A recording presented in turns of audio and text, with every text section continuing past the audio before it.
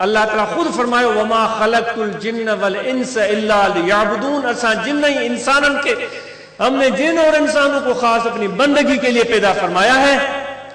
اور عبادت، اے میرے بھائیوں اس غلط فہمی سے نکل جاؤ کہ یہ صرف عبادت اٹھک بیٹھک کا نام نہیں ہے.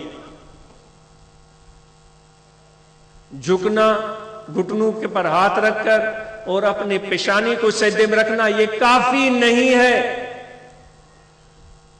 عبادت، عبدیت، یہ بندگی کا نام ہے. بندگی آدمی اسی کی کر سکتا ہے جس سے محبت ہو. بندگی، غلامی اسی کی کر سکتا ہے جس کے ساتھ محبت ہو. میں اپنے آپ سے پوچھتا ہوں، آپ سے پوچھتا ہوں، کیا آپ کو واقعی اللہ سے محبت ہے؟ ہاتھ اٹھانے کی ضرورت نہیں ہے. میں پوچھ رہا ہوں، آپ اپنے آپ کو جواب دیں.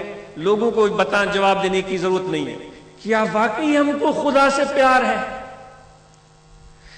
جس کو اللہ سے پیار ہوتا ہے کیا اس کا عمل ایسا ہوتا ہے جیسا ہمارا ہے؟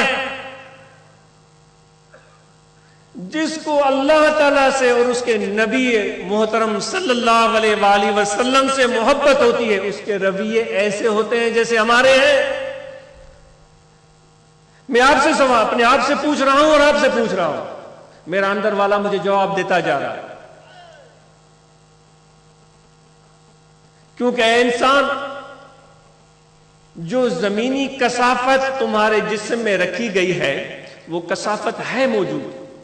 قرآن مجید میں اللہ تعالیٰ نے فرمایا وہ اسفل السافلین والی جو بات کہی گئی ہے کہ ثم رددناہ اسفل السافلین، ان کے رویوں اور کاموں کی وجہ سے وہ پستیوں میں گر جاتے ہیں.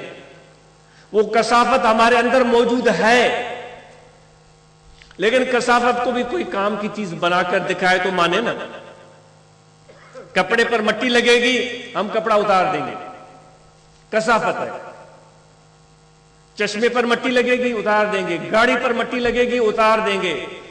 لیکن انسان یہ بھی خدا کی عظیم تخلیق ہے کہ جو تمہارے اندر کثافت ہے اس میں بہت بڑی حکمت پوشیدہ ہے جو میرے اور آپ کے اندر، کیونکہ عناصر اربعہ کی موجودگی، پھر روح جو ایک نور ہے، خدا کا امر ہے، اس کے اندر موجودگی، کیا کیا چیزیں خدا نے جمع کر دی ہے. سبحان اللہ، کیا اللہ کی شان ہے، کیا چیز بنا دی ہے. یہ دیکھو تو صحیح، یہ چہرے مورے، یہ شکلیں صورتیں کیا میرے رب نے بنا دی. ہے کوئی ایسا خلاق جتنا میرا رب ہے؟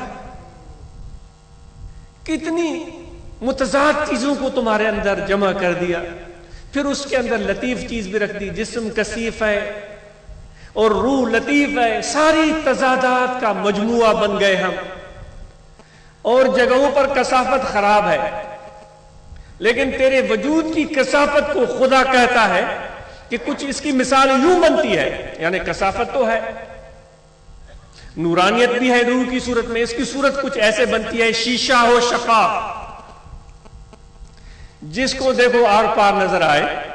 شیشہ بالکل صاف، کلیئر، کرسٹل کلیئر، آر پار نظر آئے، جیسے یہ چشمے کا شیشہ.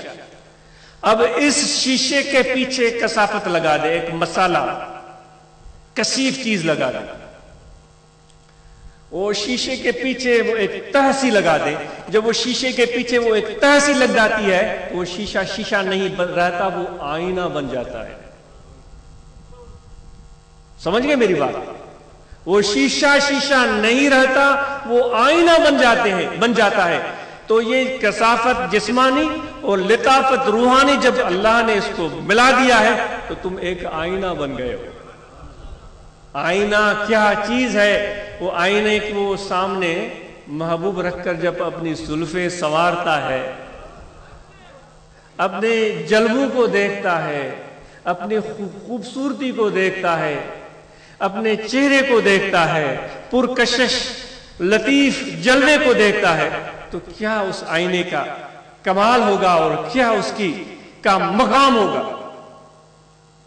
یعنی کہ وہ محبوب پھر شیشے کے سامنے سے ہٹنا ہی نہیں چاہتا. وہ دیکھے جا رہا ہے آئینے کے بھی کیا اس کی عظمت ہو گئی. تو یہ کثافت جسمانی، لطافت روحانی جمع کر کے خدا نے تجھے آئینہ بنا دیا ہے. اور پھر ایک اور عظمت بھی خدا نے بخشی ہے کہ تیرے دنیا کے آئینے میں دنیاوی محبوب، حسین، خوبصورت، وجیح، لوگوں کو دیوانہ بنانے والے انسان اپنی شکلیں دیکھتے ہیں، ایسی صورتیں کہیں بھی نظر آ جائیں تو انسان کا عقل ٹھکانے نہیں رہتا۔